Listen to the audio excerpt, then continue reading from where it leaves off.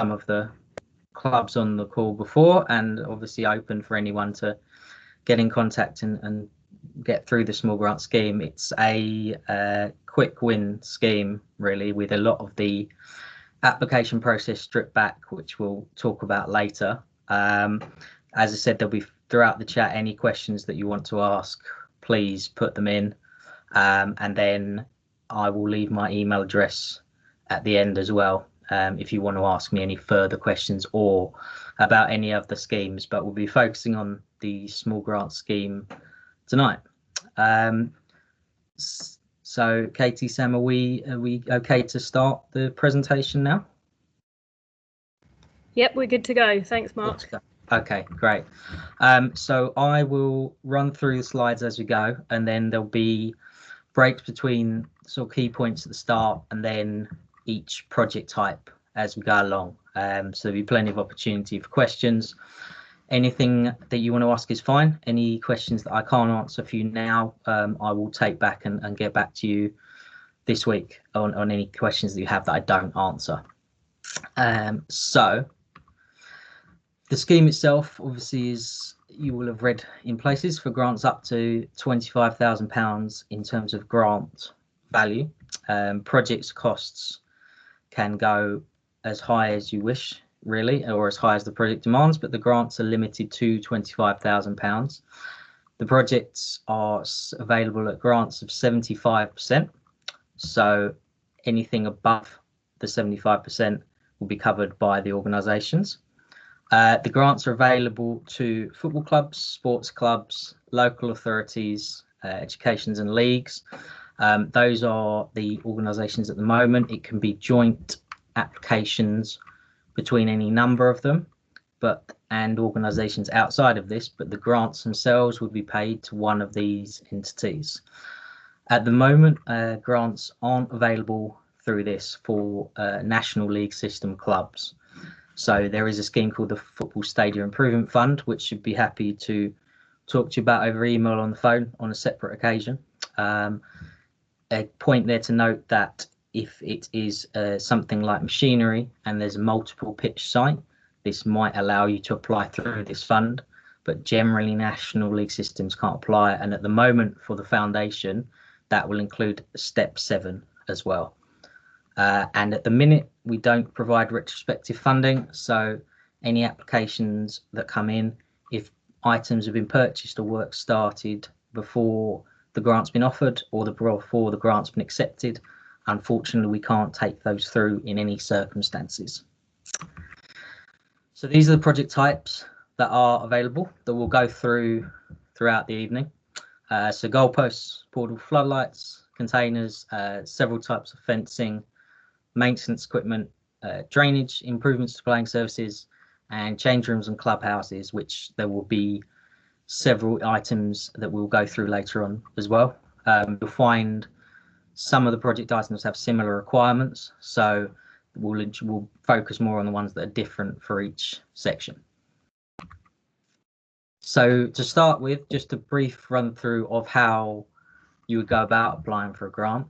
Again, I can provide any details that you need following this. So our application portal, previous shot, some of you might have used. All that you require for an account is an email address and a password. That's it. That's all you need to sign up and get going. And then when you look to apply for a grant, it will walk you through project types. So you select the project types as you're going along, and then it will filter through the specific questions depending on what you click on. And then the same thing when you have to upload supporting documentation, which I will tell you about later on in terms of what you need for each project type, it will filter this out as well. Some of them will require almost none.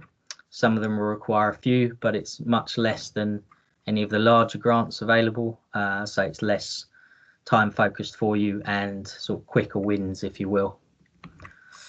Once you go through applying, once you go through, it will go to our administration team. You'll know the grant's live because the grant will have a reference number that begins with a G, and every application, once it's logged, gets given a specific reference number. So that's how we will refer to it in emails to you or on the phone. It will get passed across to the relevant person for assessment. For any of the counties on the call tonight, it will be me. So you'll know who to contact if you need anything. And most of the queries we expect to clarify within your application form. There may be some follow-ups, but the likelihood is through the small grants, most of it will be covered by the questions in our application form. If you're successful, you get notified by email with a link to your account to complete an acceptance process. The links will need to be sent to 2 people, as you'll see, to accept the grant below. They need to be people in positions of authority in organisations. So this would include officers like chairman, secretary, treasurer, anyone like that, or anyone that's got powers to sign things off within the organisation. That will be fine. If you are VAT registered, the costs on any grant and project costs will be without VAT. So we will remove that, but it will be clarified with you before anything's taken through. And something to note that's come up recently, because of all the increased traffic on the website, the system itself can take about 90 minutes to update. So if you get an email and something doesn't appear, please give it sort of 90 minutes before trying again. So sometimes this can be unclear. So just so you know in advance. And the claims process, so it's all done through the website again. There's no forms for you to send in the post or anything like that. So once you've accepted, you can then make your purchase or start the works. As soon as you've got a paid invoice, you submit your claim through the portal. Again, you'll need 2 people to sign it off. And in terms of supporting documents, you need copies of any paid invoices you want to claim against, and a copy of either the organisation's bank statement or paying in slip as well. We won't take sort of bank details written on a letter. We have done in previous years, but now we will require one of those 2 documents. And as an advisory up front, the claims process with advise can take up to 28 days. We obviously would like to think we can do things quicker than that, but as that is something we have to state to you up front before you submit your claims. So I think before we start the next slide, I think if we pause and if there's any questions that have come through, this would be a good place to start. No questions at the moment. If anyone wants to add any, feel free to at the moment. Okay. So yeah, so as we go through, any questions that you want at all, doesn't matter if it's for the section we're on or if it's for something previously, feel free to come through and we can go back to it later on. Mark, we're just going to pause there for. Yep. Just going to pause there for a second, Mark. We had a hand go up there. Was it Owen or was it Nick Owen? Sorry, I didn't quite catch. Yeah, hi there. Sorry, I can't. I don't have the question. Yes, I'm mute. That's absolutely fine. Sorry, Eric. Sorry, Eric. Yeah, apologies. I don't have the question button, so I have to ask it. Are you limited to the amount of things you can claim for under that list? No, so you can apply for as many items as you would like. So sorry, I'll go back to the list so you can see what I'm saying. You can apply for as many items on that list in a single application as you want. So it will be limited to the 25,000 grant value. So that might be the only thing when you're looking at applying. If your project costs start going up and up, and then we're limited to the 25 that we can give you, you can submit additional applications as well. So if there's something that's priority, you want to go with that first. But in answer, the simple answer to your question is yes, you can apply for more than one thing at once. But if you applied for all of them, you still only 25,000 for all of them. That is correct. So that's why you might want to do, if you did it in multiple applications, say you did, for instance, goalpost and portable floodlights in one, and then waited a while, got some more funding, and then applied for another one later on, there would be nothing to prevent you from doing that. Yeah, understood. Thank you. Yeah. Okay, Mark, we just got one more come through on the chat. You're not registered for VAT. Presumably you have to pay that. Oh, so that was what if you're not registered for VAT? Yeah. Okay. If you're not registered for VAT, the VAT will be included. So we will only take it out if you indicate that you are registered for VAT. If you're not, everything remains as the costs of the quotations that you provide. Thanks, Mark. Bill, would you like to unmute yourself and ask your question?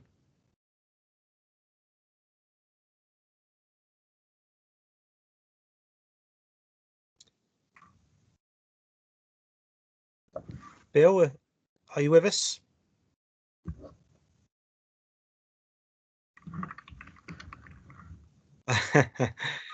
Okay.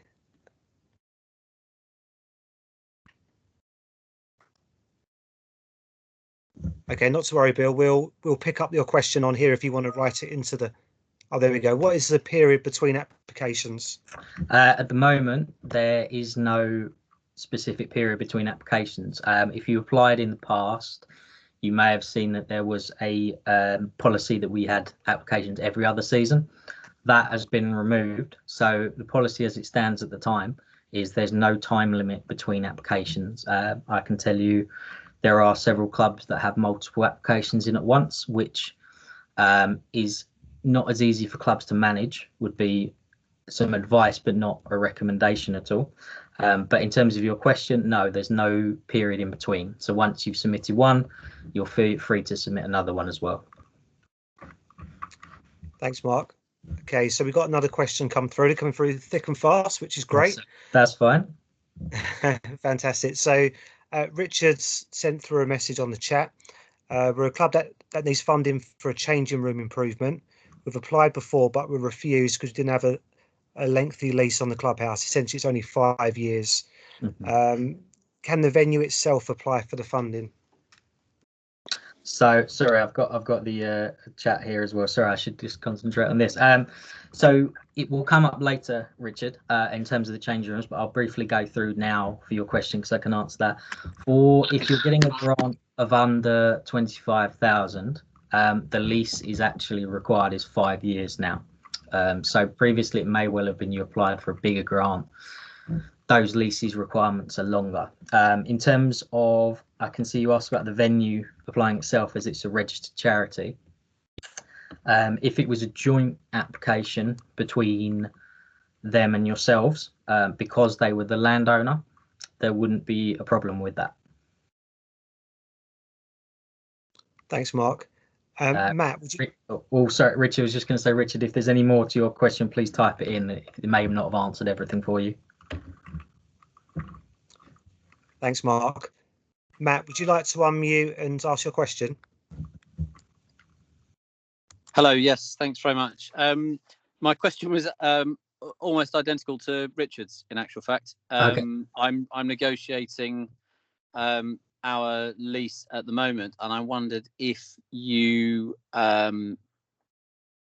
detailed anywhere the stipulations of the lease that were required. You know, was it just the length of the lease, or you know, are there other stipulations that you make that I could read somewhere? It's a good question. Within the guidance notes, there isn't too much about the lease, to be honest. It's a 5-year lease for up to 25,000. We would expect there not to be a break clause within those years. And we can look at your lease if you wanted to send it across to me. I'm happy to have a look at it and get my technical project manager, whose name I can also include afterwards, as some of you may have dealt with, is Craig Lowe, a colleague I work with, who is able to look through the leases for larger grants as well. So he has the sort of expertise there. In terms of the leases for these grants, if you were applying for, say, the pitches or saying changing pavilion, we'd expect, so the basics to be a 5-year lease, or freehold if you have it, but lease to those premises for at least 5 years without a break clause. Okay, that's really helpful, because it's actually the break clause which is the the primary factor in the negotiations that I've got with my landlord. But it would be great if I could have a specific conversation about that to inform what we're doing at the moment, please. That would be no problem. So what I will do at the end, or the County FA staff can provide you my email address, and then feel free to send any questions you have about that over, and we can take a look at them for you. That's really helpful. Thank you very much. Okay. Thanks, Matt. Spencer, I can see that your hand's up as well. Would you like to unmute and ask your question to Mark? Yeah. So my question is typically, or is this typically for people that have their own grounds? Because we use council area, a council pitch. Okay, so they supply the goalposts. We've managed to get a storage container in and various little bits and bobs. And I'm just thinking how the one thing I have noticed in here is the clubhouse thing, which they've got a building on site that we might be able to use. And Yep. Is that where you're talking about leaseholders and freeholders and that, and they would be the leaseholder and I would have to pay them money, and that's what I'd get the grant for? Because typically we've just used what the council have given us. Sure. But we're kind of outgrown that now, and the pitches aren't great, the drainage isn't great, nothing's really great anymore, and I'm just wondering how I can sort of like make that better through this process, but in conjunction with the council, if you know what I mean. Does that make sense? Yeah, that makes perfect sense. Yeah, I understand that. So some of the items we'll go through. You mentioned that we look at the drainage and clubhouse. Some of them don't have security of tenure requirements. So sort of the first three on the list plus maintenance equipment, you don't need to have any negotiations in terms of security of tenure. In terms of the pitches and change rooms, yeah, this is where we're talking about having the lease or freehold. However, if you were looking to sort of procure the works, pay for the works, but you needed them on board, they could come on board as a joint applicant because they would have the lease or freehold, whichever it is, to the site. You would also need, even if you have the leasehold, if you're not the freeholder, you would need landowner's consent anyway. So it would be a good idea to have those negotiations with them before you wanted to put anything in. As with some of the other questions, if you wanted to email me separately, I'd be happy to have a longer sort of discussion about it as well and pinpoint the specifics where we can help you out with that. Excellent. Thank you very much. Okay. Thank you. Hi everyone. Can I just say that if there's any specific questions relating to your club that will require a longer answer or a really in-depth answer, can you write them in the chat? But then also, as Mark just said, he's happy to pick up with any club following this meeting. Thank you. No problem. We'll try and Thanks, yeah, we'll try and nip quick bits where we can as well, if possible. So yeah, we'll see. But yeah, as I just said, if it's a longer one, my details will all be available, and I'll be around to take questions. Do we have any more questions at this stage? Just one last one before we move on. Yep. Mark, how do clubs check to see whether they've got an existing grant? So for example, if a committee are changed, how would they check? So the way you can check would be to email me. To be honest, that would be the best way for you to check. We have a list on our system of all existing grants, and essentially, if you are in a position of authority within that organisation, you'll be able to request details of previous grants.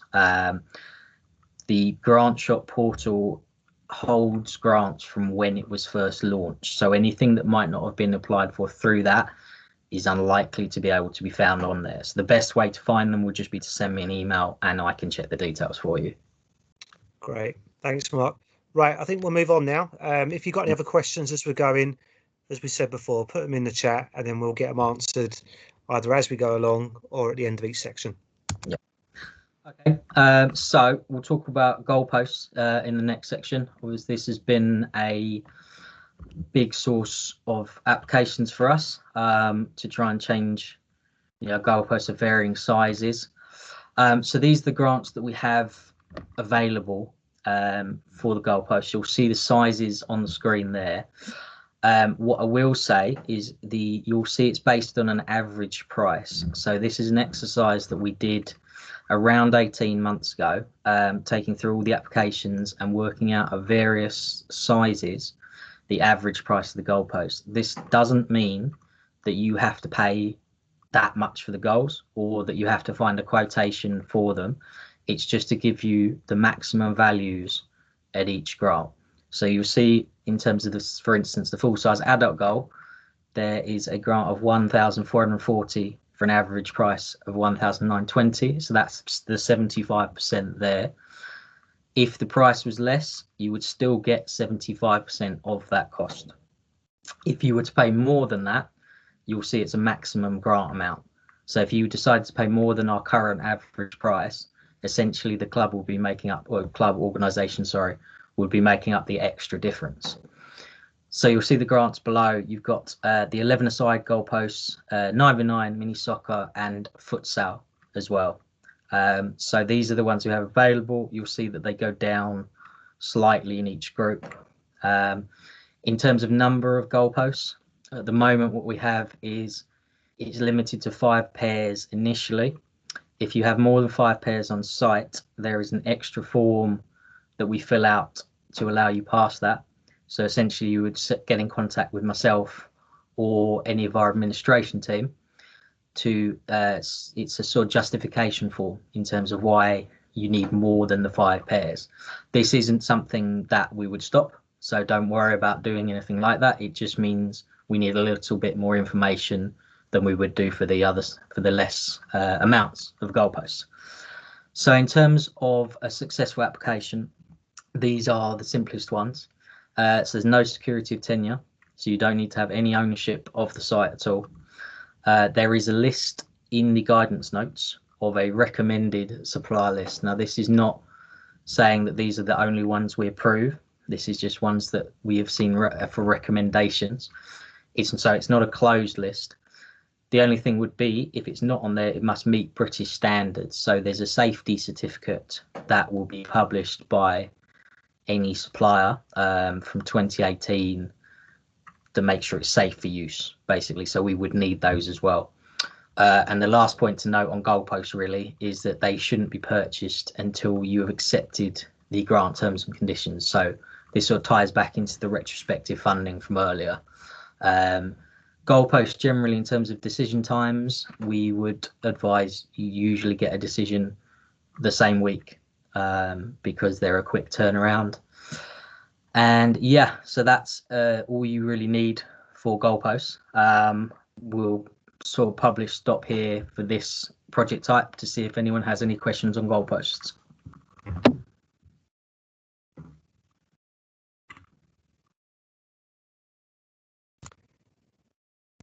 Nothing coming through so far, so I think we... Oh no, hold it. Sam, would you like to unmute yourself and ask your question? Yeah, just a really quick one, and probably be a yes or no. Would you include anything like goal nets or anything within goalposts, or is it literally just the frames?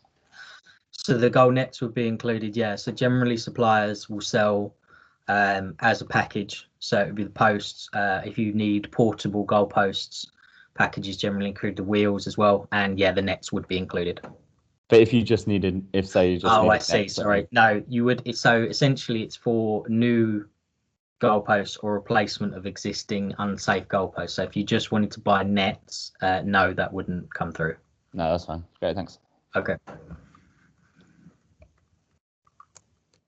Thanks, Sam. I don't think we've got any other questions coming through, so I think we're good to move on. Okay, all right.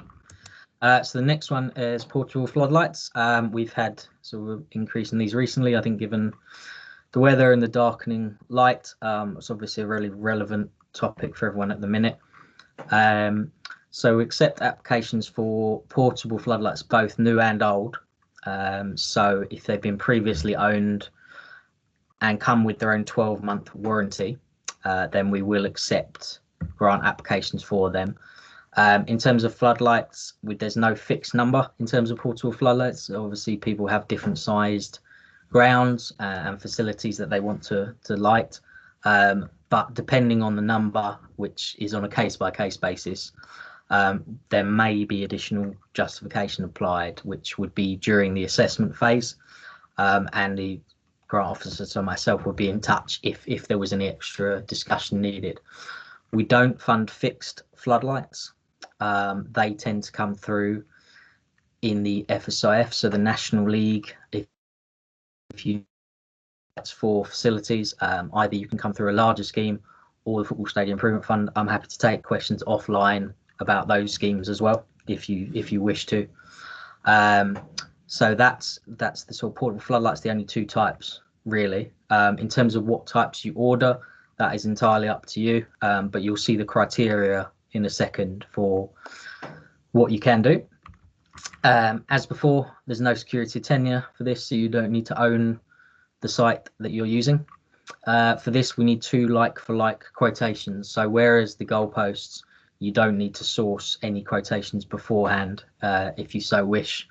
For this one, we need 2 like-for-like. So in this case, it would mean the same number of floodlights in each application. What you should also take note is that we want floodlights to be used in areas that aren't designated for match play. So we want to keep them away from the pitches, to keep the pitches from as much for use on matches only as we can. We'd also need details in terms of how you maintain your grass areas. So whether this is through external ground staff or staff that you have within your own organisation, either is fine. We would just need details on that. Where you store your floodlights, this is something that's come up quite recently, really. We don't accept storage in a personal residence. So essentially, it needs to have somewhere that more than one person has access to it. If you've got a secure storage for the club somewhere, that would be fine, but not within your own personal residence. And in terms of partnership funding, if it's from an external source, we would ask for a confirmation letter from them.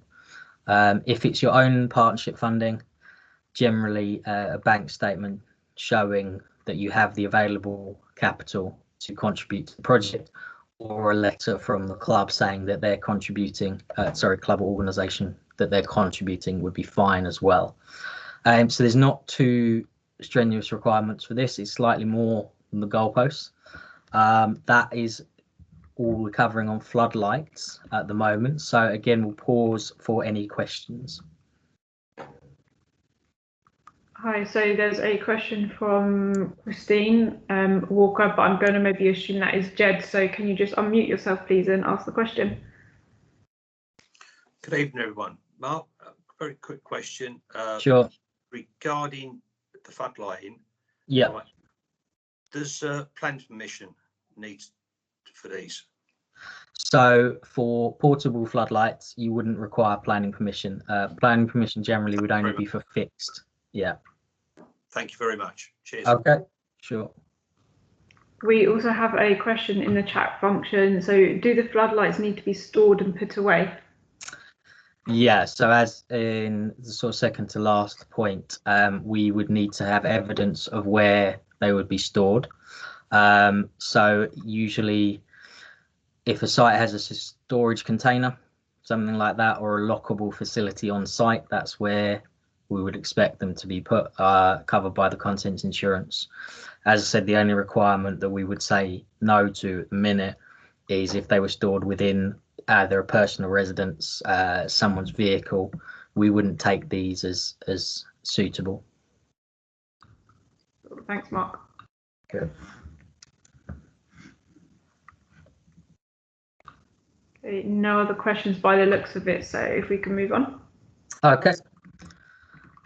So your next one is storage containers, which is a good link into it. So storage containers, obviously incredibly useful for clubs to keep all sorts of items stored securely from whenever they need. We accept applications for both new and fully refurbished containers. The refurbished containers would obviously need their warranty with them, and the new ones, most companies will give you 12 months warranty as well. We wouldn't accept any quotations that don't include a warranty. We would also take applications in terms of what we call end of life containers. These are basically where they've reached the end of their use. Either they're not secure, so the lockable facility basically no longer works. They've had extensive water damage. These sorts of examples, we take these on a case-by-case basis. Usually we would ask for additional photographs of this just to add as evidence within the application. We wouldn't take applications in terms of rented or leased containers. So the idea being the organisation will need to permanently own them once they purchase them to be able to come through for the grant. On this one, you may need planning permission for a storage container. More often than not, it doesn't come through, but it is something that has come up. And statutory fees that you may have to pay to get this planning permission, they can be included as an eligible cost within your application, should you need to get planning permission for the container. In terms of what the containers are built from, there's no priority given to any particular type. Generally, we see steel containers, a lot of shipping containers, but this isn't sort of limited to what you can apply for. The grant officers will make that judgment within their assessment, but as long as you have the sort of guarantees of security, generally these are taken as accepted. In terms of your requirements for a container, there's still no security of tenure requirements. They do come along later on, but for the minute there are none here. If you don't own the site itself, so even if you have the lease but you don't own the site, you will require consent from the landowner.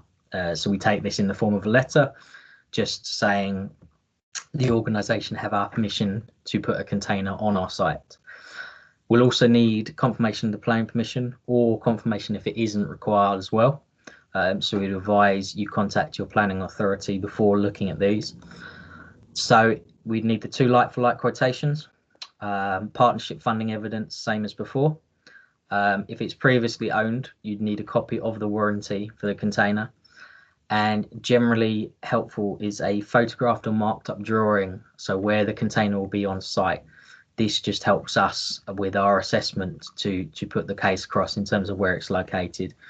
It may be if you require planning permission, they will tell you where you can and can't put it anyway, but we will need to know the final location of this. Photograph or marked up drawings fine, it doesn't matter which one, but we will just need some sort of evidence of where it is on your site. That is the requirements for an application for a container. So again, if there's any questions that have come through, please let me know. Hi Spencer, could you unmute yourself and ask your question? Yeah, so my question is, we've got a container. When you say refurbished containers, are you talking about purchasing a refurbished container or refurbishing an existing container that you have? Yeah, that's a fair question. Could have been clear about that. Apologies for that. This would be for purchasing another one. It wouldn't be for refurbishing an existing one. Right. Okay. Thank you.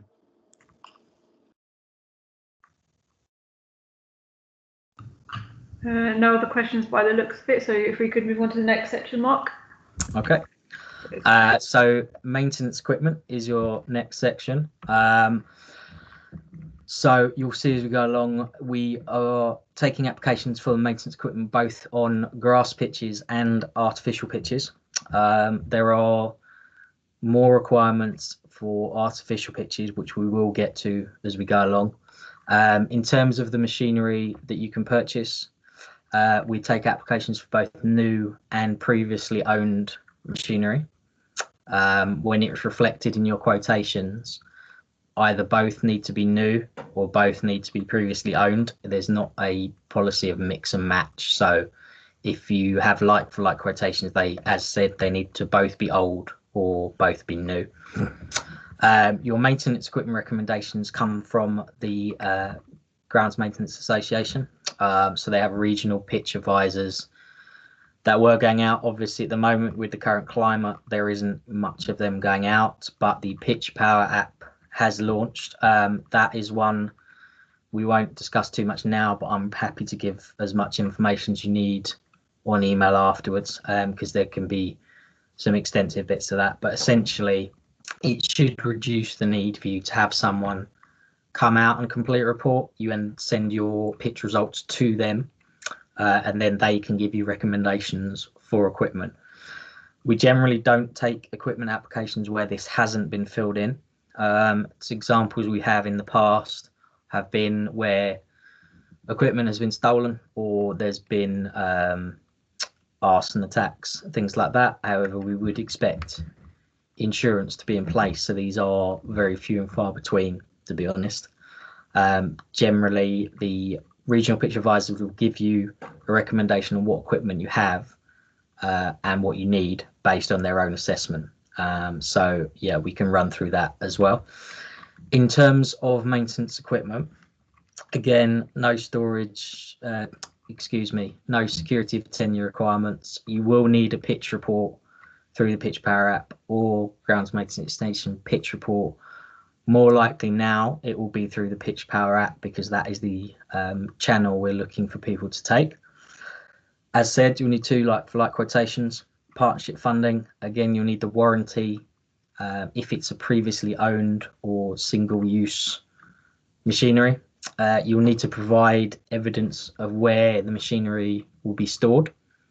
And if you're replacing existing machinery, as I said before, you'll need to provide photos of the machinery that you currently have so we can make the assessment as well. It would obviously be in your application form. You'll write up the reasons for replacing what you have rather than additional machinery. But this will help your case essentially if you submit photos with it. For 3G pitches, so for your artificial pitches, you'll see here there's some additional details that you need to provide. So you'll need to provide the sort of maintenance schedule for the pitch currently and who takes care of this, who currently uses the facility, what your machinery will do in terms of performance for the pitch, making sure that any machinery that you purchase doesn't invalidate any warranty that you have on the pitch. So that's an important one. So if you purchase machinery that hasn't been covered within a warranty, this wouldn't be something we'd be able to consider. And the one above that is basically saying that you need to stay on the FA pitch register from 5 years. So you'll notice this is a similar term to the lease, essentially, so the terms and conditions of the grant are covered during that period. So it would need to be on the FA pitch register for 5 years from the date that your grant is awarded. I realise that's quite a lot to cover in terms of both the grass pitches and the 3G pitches. So pause maybe for a little bit longer on this one, just to have people have time to take the information in and see if there's any questions.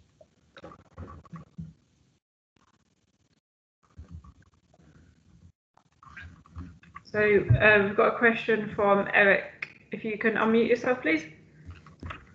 Would this include sort of watering systems? So in terms of if you're looking at pitch drainage, there is a category for that one later on. Not so much drainage, but a kind of sprinkler type system. So we have funded so there's mobile sprinkler systems, if that's the ones that you would be looking at. These have been included. Again, it's something that the regional pitch advisor, if he feels watering facilities would help maintain or improve the pitches, then yes, this is something we could consider. Yeah, because we've got an old water tank type system on the ground, but the water tank is rusted away now. Right, I see. Yeah, so if you get a sort of pitch advisor to look through that, or through the county FA can give you details, more local sort of consultants or anything like that, that would be something we could consider. So through this scheme, yeah. Yes, brilliant. Correct. Thank you.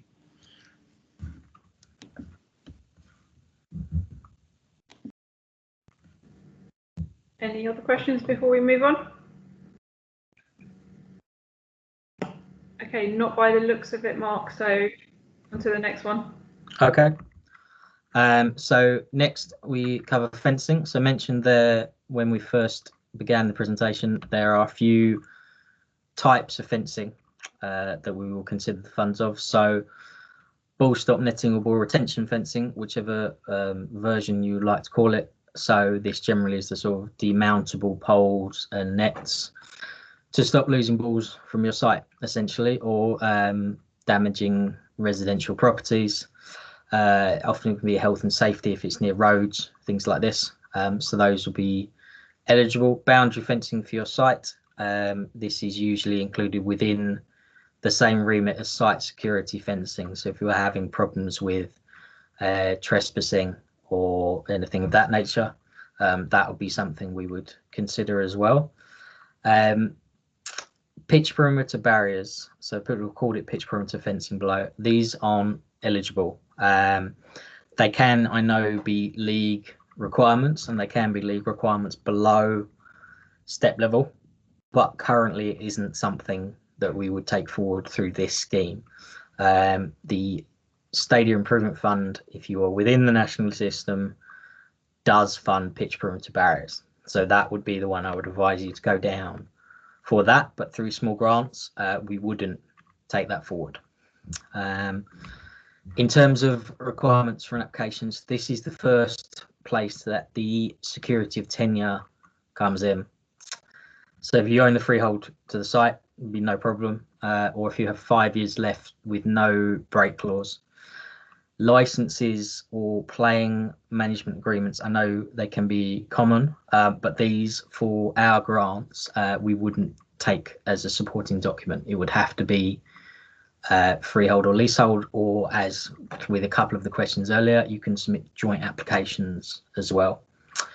If you aren't the landowner, you will need consent from them to put these fences up on their site.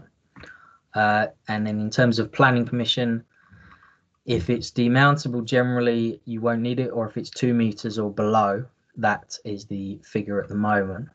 You tend not to need planning permission, but as before, we will need confirmation either that it's required and you've got it, or confirmation that it isn't required. And also we would take statutory fees and eligible costs should you have to pay them. 2 for like quotations. So we'll be looking at 2 companies providing the same type of fencing, with if there's any modifications with both of them doing the same thing, we wouldn't look to accept quotations that they give you different types of fencing for the same facility. This is just as part of our audit requirements, that there's a sort of fair competitive process for companies coming through. We'd need photographs or drawings of the locations of the fencing. So for ball stop netting, you may put a drawing to say on our land, this is where we're going to put it. If it's security fencing, you may have a drawing, or you may have a photograph saying this is where we have our security issue. So we'd like to put fencing here. And in terms of partnership funding, the same as before. So either a bank statement, letter from the club, or letter from any partner funders that you've applied for. We do occasionally take through grants with conditions for partnership funding. So saying, but this would also require you to have all your partnership funding in place before you started the works. So generally my advice would be to have everything in place before you apply. Otherwise you might have to wait quite a long time. And I'm aware fencing can be quite a key thing to get up and going. So that would be my advice anyway. It's entirely up to you. But partnership funding would be a condition of award, which means you wouldn't be able to start until this was all in place. So those are the requirements for fencing. Generally, you get the 2 types of fencing through the grant, and we'll pause for any questions that you might have there. Right, so there is one question. Does hedgerow qualify as boundary fencing? Hedgerow does not qualify as boundary fencing currently, no.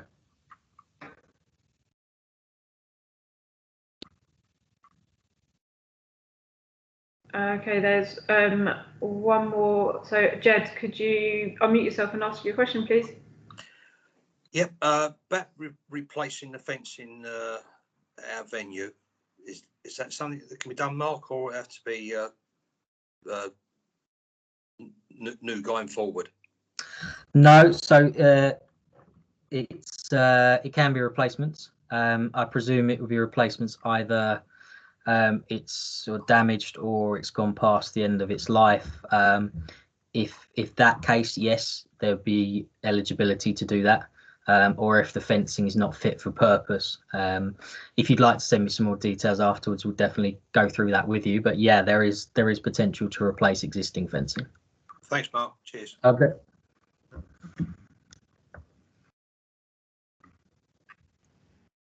No other questions coming in, Mark. Oh, I spoke too soon. Eric, do you want to unmute yourself? Yeah, sorry, one very quick one. I'm just Sure. being maybe a bit thick here, but can you explain partnership funding, what that means to us? Yes, no problem. Maybe I haven't done that through. So essentially at the start we said we give up to 75% of the funding. So what we refer to as partnership funding would be how you would make up the other 25%. So that would either be self-funded, so from your own organisation, which technically we would count as partnership funding, even though we appreciate it's your own, or from any organisations that you've applied for funding, or local governing bodies that may have given you a grant as well. Does that cover a bit more what we mean? Yeah, totally understood. Thank you.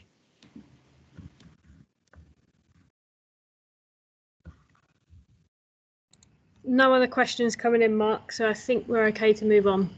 Okay. So pitch drainage works. So obviously pitches are what we all need to have a suitable playing surface, and they are sometimes used in terms of maintaining the standards of the pitches that you've currently got, improving the standards, or resolving any major health and safety issues that you might have. In terms of clarity, we won't take applications in terms of drainage for routine operations. So the simple things like grass cutting or line marking, you wouldn't be able to consider these for an application. But other elements, you would also need a grass pitch advisor through the Groundsmanship Association. County FAs can give you a local representative. You can also get them through us as well. And then the Pitch Power app will also help you with this. They will be able to tell from the results that you give them whether drainage works would be able to help at your site. So in terms of this, there's the sort of minor drainage works, but also pipe drainage we would consider more major. And for that, you'd need a report from a qualified agronomist. So we, as part of charitable, can't recommend one to you, but if they're a qualified agronomist, we would be able to take any reports that they provide. They would need to be separate from any companies you would look to get quotations from. So it would need to be an independent company or organisation to give you that report to whoever you might wish to employ for the works. So in terms of requirements, so there will be a section after this on pipe drainage, but just for any of the drainage works that you might need, you will need the security of tenure as before, so the 5-year lease, and as before, licenses and agreements aren't going to be accepted. Same as before in terms of the landowner and in terms of planning permission. We would also need the photos of the existing pitches along with the pitch assessment report. Usually a pitch assessment report, they would provide photos with them, but as they are either not making site visits at the moment due to COVID or incredibly limited ones, it would be important for you to take photos yourselves to indicate the problems that you might have. For this, you'd still need the 2 like-for-like quotations, and then you'd also need the partnership funding. So how you would fund the remainder of your project, you would need to show us that evidence. The reason we ask for the partnership funding beforehand is just to make sure that it will be a successful project. So essentially that all the works that you're doing, there's monetary value to cover all of this. In terms of the pipe drainage, so we mentioned that before, on top of the documents and items that we mentioned above, you'd also need a feasibility study. So this is something that the qualified agronomist would be able to give you. And we can, through the county FAs, I believe, have some contacts, but other clubs who have had this in the past will be able to give you recommendations. We can't specifically, through the foundation, recommend one for you, unfortunately. And in terms of piped drainage, if it's discharging into any of the 3 systems you see above, you may have to speak to the Environment Agency or local authority. And for this one, you would need this in place before you submitted any application. We wouldn't give any conditions of award for this to do it after it's been awarded. You'd need to have had this conversation and had it clarified either way before you submit an application. Usually the local authorities will be able to point you in the right direction with this, or able to do it themselves within. So those covered through pitch drainage. Generally through pitch drainage, we would have longer conversations with organisations before they apply. So this might be one, if your question isn't answered tonight, please send through, and either myself or Craig Lowe, who I mentioned earlier, would be happy to have a conversation with you about this. So in terms of pitch drainage, if there are any questions, please go for them now.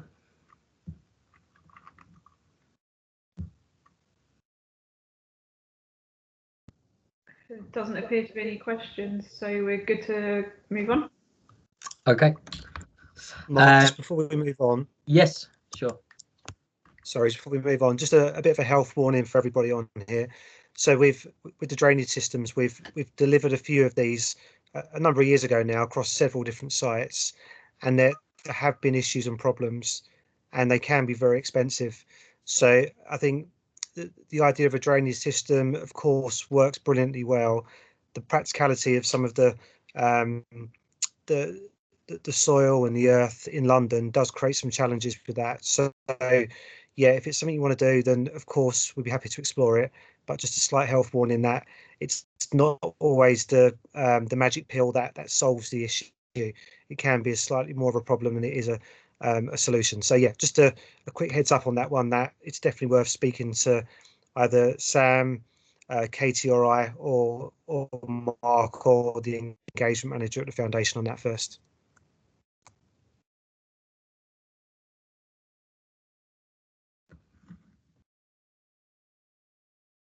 Okay.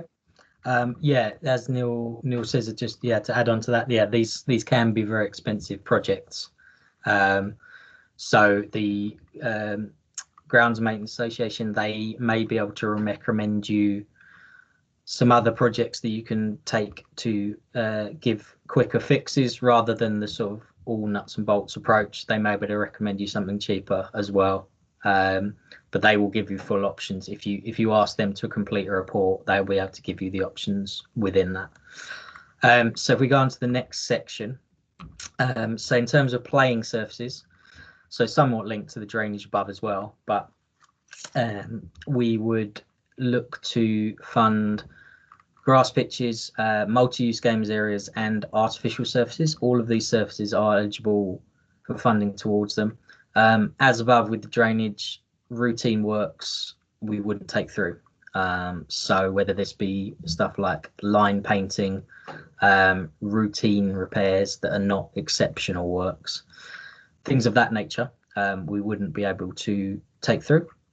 This one, we would ask that you do speak to the technical project manager beforehand. So this would be one I could put you in touch with Craig Lowe for.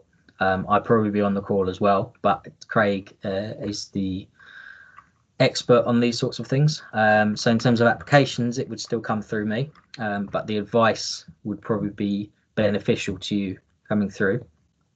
Examples in things that we would fund. So through grass pitches, we've had things like undulations in the pitches, bringing pitches back into use that have been abandoned for years, extending existing pitches to put them back into use. Artificial pitches, we would also fund things like patch repair works. So this would be things like they weren't routine maintenance, it'd be something that was damaged beyond regular maintenance. It tends to be with artificial surfaces that if you are replacing the surface, or if it's more extensive works, the likelihood is a small grant wouldn't cover it. So we can have that conversation, but it would be better if you came with pre-application costs. So if you had a cost in mind, we would then be able to direct you either through this scheme or through the larger scheme.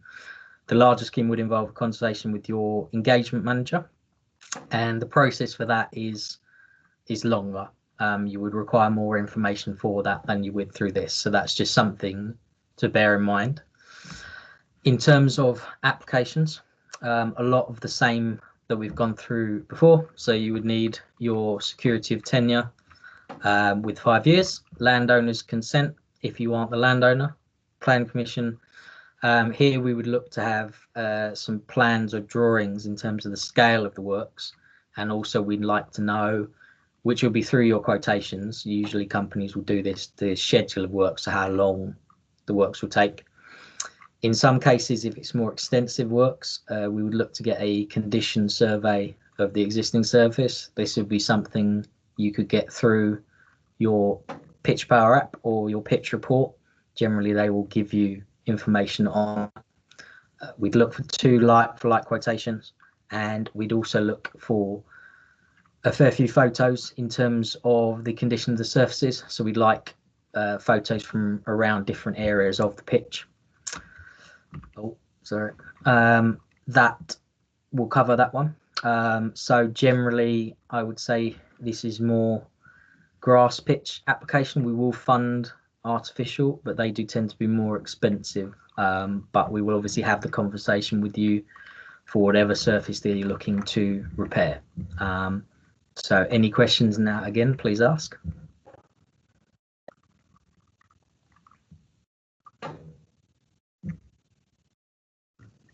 There don't appear to be any coming through. If anyone does have any questions relating to replacing playing surfaces, then just drop them into the chat and we can revisit at the end. Cheers. If we're happy to move them up. Okay. So change rooms and clubhouses, obviously a big feature for a lot of organisations. So we will take applications on this for minor works, which I'll give you some examples of in a minute, in terms of correcting health and safety issues, the sustainability of the building, and then in terms of increasing or maintaining participation through the site, because buildings, obviously, at the moment, you are somewhat limited in their use because of COVID, but these changes, you can still make the changes at the moment. So examples of things that we have done in terms of change rooms or clubhouse works, toilet facilities or shower facilities that have gone beyond sort of natural repairs. They're not in, this doesn't just mean they look a bit shabby. This is that you've done repair works in the past. You can no longer get them to a point that they'd, for instance, pass health and safety inspections, things of that nature. We've done those in the past. Boilers that have been condemned, obviously, you know, heating, big thing through the winter. We have done those as well. Disability provision, so ramps, disabled toilets, disabled access, that's things of those natures. Routine work such as painting and decorating, minor roof work, so like tile replacements, things like that, floor coverings, general furnishing works. So these we'd all see as routine activities. So in terms of just things you might do on an annual basis, we wouldn't consider these eligible projects. They need to be projects where it's something, although they're described as minor works, that is a real necessity for you to do. Another thing that's included is electrical works. We have considered those in the past. Say they've been failing, or they're not going to pass safety tests. So those things of that nature. Water damage is another one. If there's been recent water damage that was unexpected or new, these are things that we can look at through these types of projects. In terms of successful applications, a lot of the similar things to before. So you'd need the security of tenure, landowners, permission, planning permission, statutory fees again for planning permission, and in addition to this, building regulations. These would all be eligible costs as well. So you'd be able to add them within your project costs for us to put funding towards. 2 like-for-like quotations, condition survey. So this will be listed as a project requirement. If it is to have things in terms of water damage or things like that, sometimes, depending on how big the works are, photographs may be enough. Generally, an independent report would be useful. So, for instance, a condemned boiler, someone independent to come in and say, this boiler can't be fixed in a normal process. You either need to get serious works or a new boiler. That would be useful, and that would be the supporting documents that we would need. We'd also look to have plans of the building and the schedule of works that you wish to take out. Again, useful to have photographs. If you can make drawings up, that would also be very useful for us. And partnership funding, same as before, we would look to give a maximum of 75%. So you would have to provide the 25%, and we would only go up to 25,000 through this scheme. If you required more money than this for a change in pavilion, you would have to go through the bigger scheme. This would be fine. Obviously, there'd be no issue with this, but again, it would require more supporting documents and more of your time, essentially. So that would be something to consider as well. So we'll pause for questions in terms of this project type.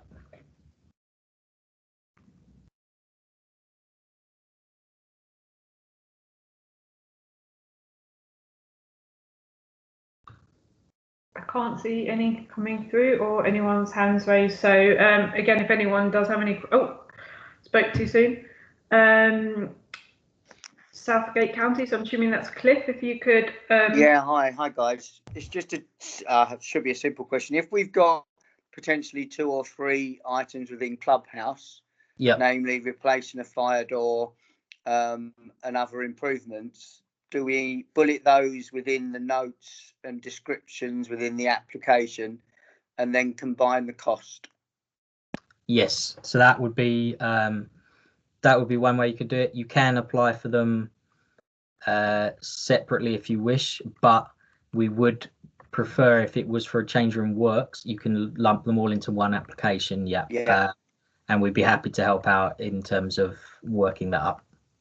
Cool. And you said a sort of like rough plan or sketch of the works that we're going to do would help as well. Yes, that's right. Okay. So in terms of, just as an example, your fire door, so you're saying about replacing your fire door, something like that, I presume it would just be a case of it's either damaged or it doesn't, it doesn't work as efficiently as it would. Something like that, a photograph would just show, it would show the damage it's had to. Okay. Cheers, Mark. Okay. Thanks, Sam. Any others before we move on? Okay, Mark, if you want to move on to the next section. Okay. That is actually all the sections. Okay. So I will stop the presentation there, but stay here, and any questions that people have, stay around and see if anyone does. What I'll do is I will put my email address in the chat now, just so everyone has it. You can also get it from, sorry, my keyboard is quite loud. You can also get it from the county FAs as well. And then any questions that you feel haven't been answered tonight, or any that come to you later on, please feel free to send them across as well. Mark, are you happy if we share a copy of the presentation? Yes, I'm happy. I'm happy for the presentation to be shared. Okay. So what we will do is send the presentation to everyone, along with contact details for Mark and for Craig and for Murray. And also, as I said in the chat, we'll send a copy of the Football Foundation guidance notes as well. Whilst Mark is here, is there any questions? And if it is going to be, like I said earlier, like we said, quite a specific question and quite a lengthy one, that we can arrange if you just contact your county FA, we can arrange a meeting with Mark. Eric, do you have a question? Or was your hand still raised from last time?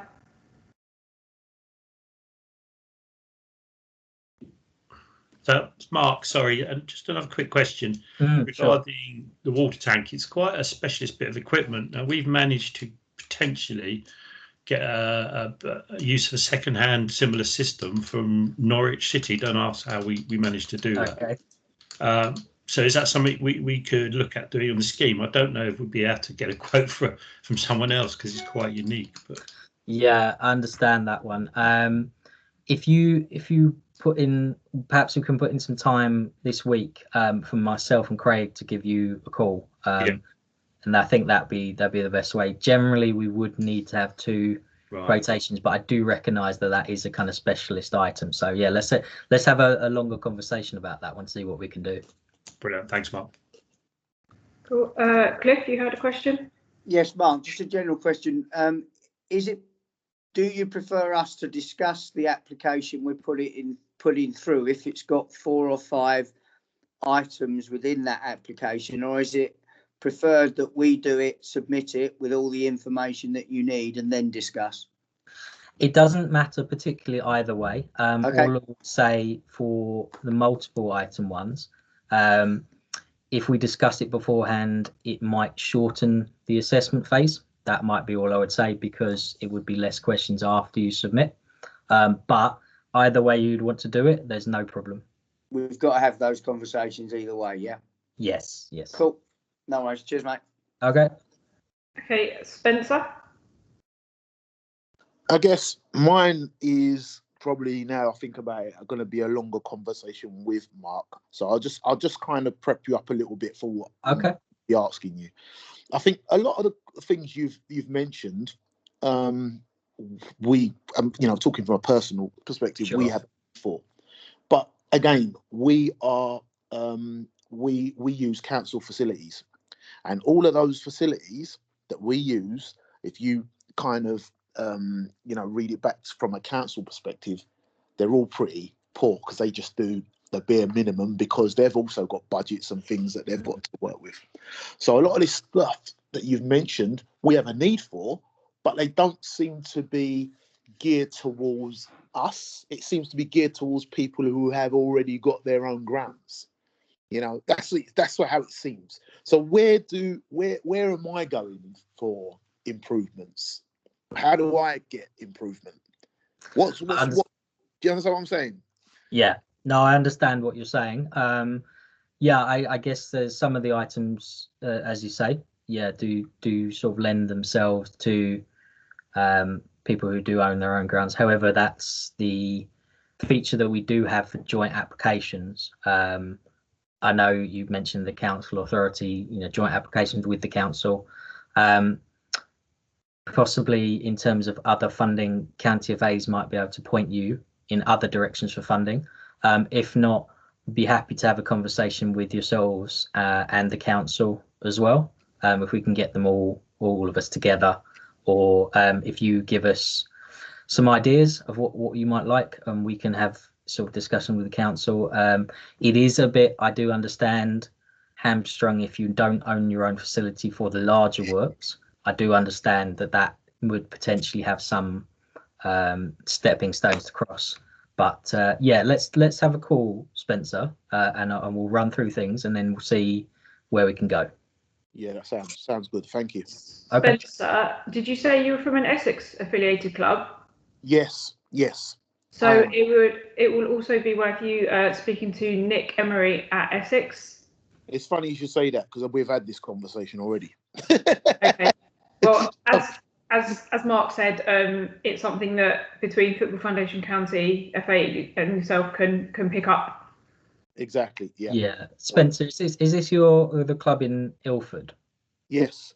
So it's one that sits in between various areas, isn't it? Yeah, it is. No, I'm not that far from Ilford myself, actually. So yeah, it's in between London and Essex, kind of thing, Yeah. So yeah. Sorry, guys, I'm just conscious that there's other people wanting to ask questions as well.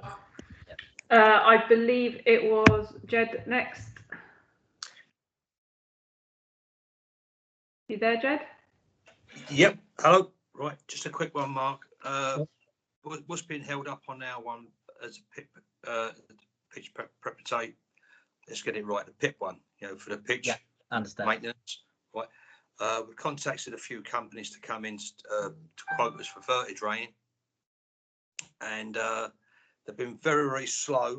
And they said they're not doing anything until after this COVID thing. So God knows how long it's going to be. I really don't know. Yeah.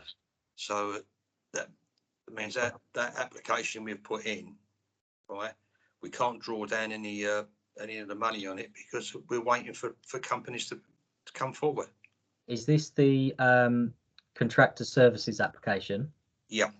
Yeah. If your first, we'll just quickly do it. Your first payment for that is up front. So it would only be the second payment. So I tell you what, drop me an email and I'll give you a call tomorrow. Cheers, mate. Thank you. Cheers. Matt, are you there? Yes, hello. Mark, earlier on you were talking about 75%, Yes. you know, covering 75%. Do you allow for us to seek funding for the remaining 25% from other sources? For example, at the moment, our council are offering grants for up to 25% of capital projects. So do you know, is that permissible? Yes, that would be fine. So essentially, in terms of partnership funding, you are not limited in how you get this funding. All we're basically saying is we would give 75. You would have to come up with the other 25, essentially. So that the thing that you said that your council are offering sounds like a good option. Great stuff. Many thanks. Cliff?